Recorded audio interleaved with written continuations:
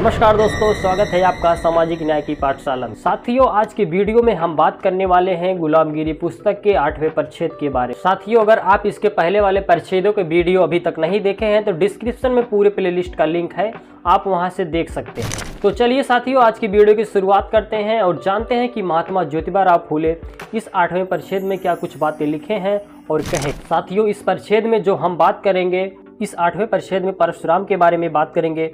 मार्त्य हत्या, 21 बार हमले राक्षस, खंडेराव ने रावण की मदद ली, 9 खंडों की जड़ाई, 7 देवियां, महारों के गले का काला धागा, अतिशूद्र। तो साथियों, वीडियो में लास्ट तक जरूर बने रहें। ढोंडीराव महात्मा ज्योतिबा राव फूले से पूछते हैं, ब्रह्मा के मरने के बाद ब्राह्मणों का मुखिया कौन था? ज्योतिराव बताते हैं, ब्राह्मणों का मुखिया परशुराम था। ढोंडीराव फिर पूछते हैं, परशुराम स्वभाव से कैसा था? तब महात्मा ज्योतिबा राव फूले बताते हैं, परशुराम स्वभाव से उपद्रवी, साहसी, विनाशी, निर्दयी, मूर्ख और नीच प्रवृत्ति का था। उसने जन्म देने वाली अपनी माता रेणुका की गर्दन काटने में भी कोई संकोच नहीं किया। परशुराम शरीर से मजबूत और तीरंदाज था। ढोंडीराव फिर महात्मा ज्योतिबा फूले से कहते हैं, उसके शासन काल में क्या हुआ? महात्मा ज्योतिबा राव फूले तब बताते हैं, प्रजापति ब्रह्मा के मरने के बाद शेष महारियों ने ब्राह्मणों के जाल में फंसे हुए अपने भाइयों को गुलामी से मुक्त करने के लिए परशुराम से 21 बार युद्ध किया। वे इतनी दृढ़ता से युद्ध लड़ते रहे कि अंत में उनका नाम दैत्य पड़ गया और उस शब्द का बाद में अपभ्रंश दैत्य हो गया। जब परशुराम ने सभी महारियों को पराजित किया, तब उनमें से कई महावीरों ने निराश होकर अपने स्नेहियों के प्रदेशों में जाकर अपने आखिरी दिन बिताए। मतलब जजोरी के खंडेराव ने जिस तरह रावण का सहारा लिया, उसी प्रकार 9 खंडों के न्याय और 7 आश्रय आज सभी कोंकण के निचले भूप्रदेश में जाकर छुप गए और उन्होंने वहां अपने आखिरी दिन बिताए। इसमें ब्राह्मणों में नफरत की भावना और भी गहरी हो गई। उन्होंने 9 खंडों का जो न्याय था, उसका नाम स्त्री के नाम पर निंदा सूचक अर्थ में 9 चित्तौड़ों वाली देवी रख दिया और 7 आश्रयों का नाम 7 पुत्रों वाली माता रख दिया। शेष जितने महारियों को परशुराम ने युद्ध भूमि में कैद करके रखा, उन पर उसने कड़े प्रतिबंध लगाकर रखा था। उन महारियों को कभी भी ब्राह्मणों के विरुद्ध कमर नहीं कसनी चाहिए, ऐसी शपथ उनको दिलाई गई। उसने सभी के गले में काले धागे की निशानी बंधवाई और उन्हें अपने शूद्र भाइयों को छूना नहीं चाहिए, ऐसा सामाजिक प्रतिबंध लगाया। बाद में परशुराम ने उन महारियों क्षत्रियों को अतिशूद्र, महार, अछूत, मातंग और चंडाल आदि नामों से पुकारने की प्रथा प्रचलित की। इस तरह के गंदे प्रचलन के लिए दुनिया में कोई मिसाल ही नहीं है। इस शत्रुतापूर्ण भावना से महार, मातंग आदि लोगों से बदला चुकाने के लिए उसने हर तरह से घटिया तरकीबें अपनाई।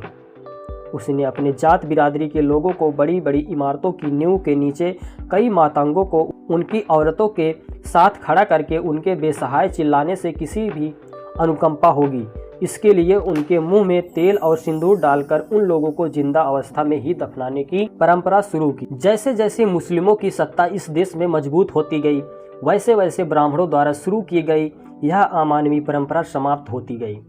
लेकिन इधर महारियों से लड़ते लड़ते परशुराम के इतने लोग मारे गए कि ब्राह्मणों की अपेक्षा ब्राह्मण विधवाओं की व्यवस्था किस तरह से की जाए, इसकी भयंकर समस्या ब्राह्मणों के सामने खड़ी हो गई। तब कहीं जाकर उनकी गाड़ी रास्ते पर आई।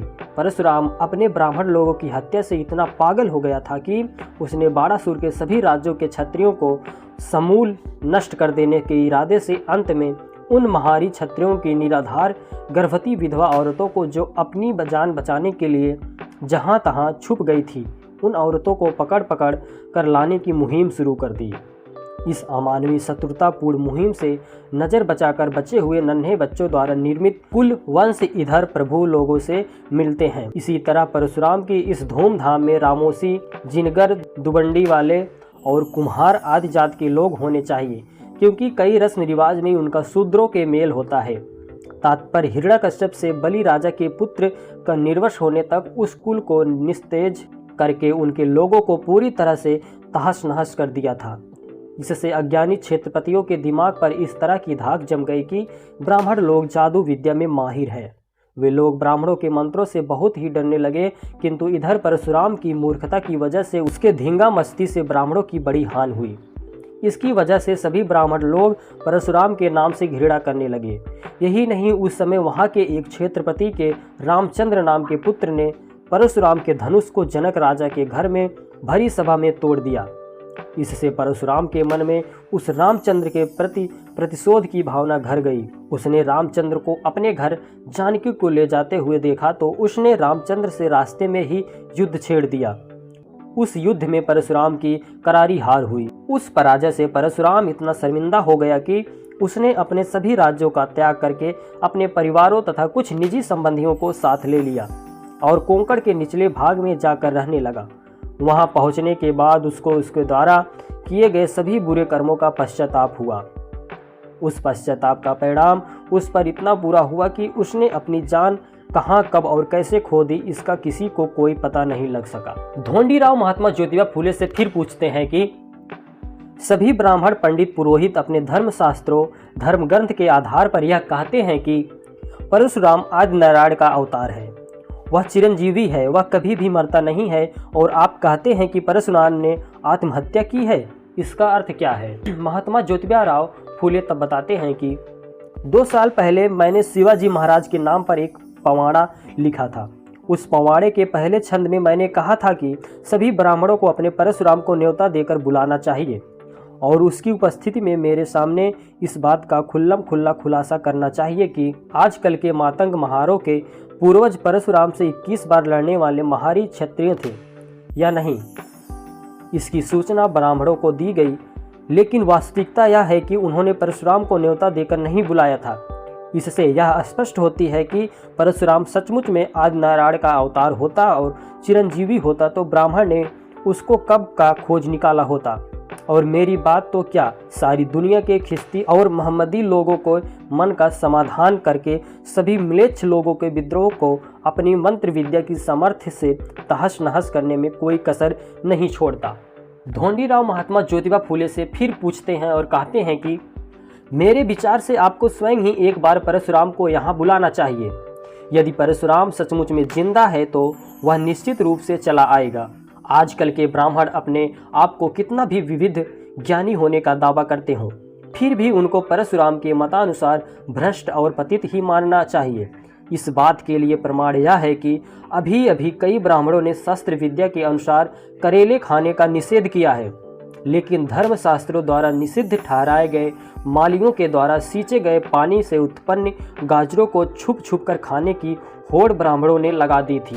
ये उस बात की है जब महात्मा ज्योतिबा राव फूले ये पवाड़ा मतलब ये गुलामगिरी पुस्तक लिख रहे होते हैं, लगभग साल 1873 ईस्वी में। महात्मा ज्योतिबा राव तब बोलते हैं, ठीक है, जो भी कुछ क्यों ना हो, मुकाम सब जगह चिरंजीव परशुराम अर्थात आदि नारायण के अवतार को तात परशुराम। सभी दर्शक भाइयों देख सकते हैं कि महात्मा ज्योतिबा राव फूले एक पत्र के माध्यम से परशुराम को न्योता देकर बुलाते हैं और उसमें लिखते हैं कि तात परशुराम, तुम ब्राह्मणों के ग्रंथों की वजह से चिरंजीवी हो, करेला कड़वा क्यों ना हो, किंतु तुमने विधि पूर्वक करेले खाने का निषेध नहीं किया है।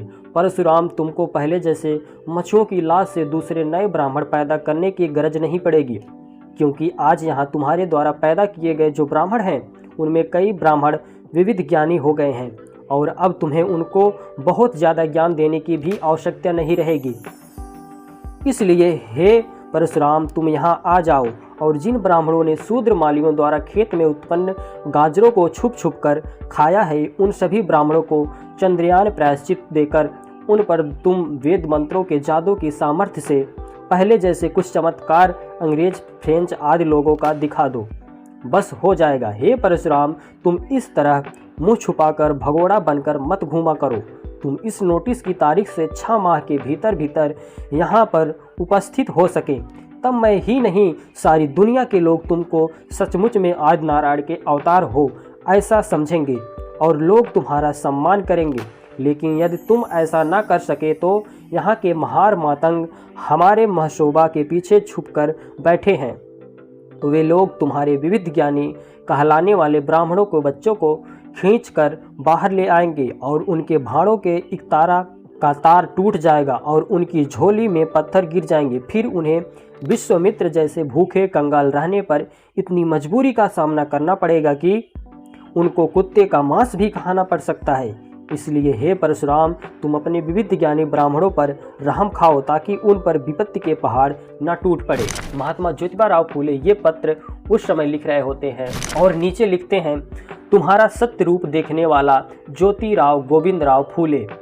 तारीख 1 महीना अगस्त सन 1872, पूना जूनागंज, मकान नंबर 527। महात्मा ज्योतिबा राव फूले ये पत्र परशुराम के लिए उस समय 1 अगस्त को सन 1872 ईस्वी में महात्मा ज्योतिबा राव फूले परशुराम को ये पत्र लिखे थे। तो चलिए दोस्तों, आज की वीडियो में बस इतना ही। मिलते हैं किसी अगले वीडियो में नए परिच्छेदों के साथ। वीडियो को लास्ट तक देखने के लिए बहुत बहुत धन्यवाद।